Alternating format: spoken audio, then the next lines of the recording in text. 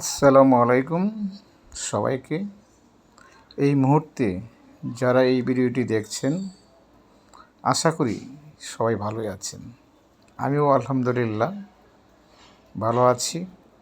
আমি এই মুহূর্তে ঈশ্বরগঞ্জ দত্তপাড়া এসপিটি প্রজেক্টের আমগুলো দেখে আমাদের বাগানের প্রথম ফলন ভিন্ন প্রজাতির আমগুলো।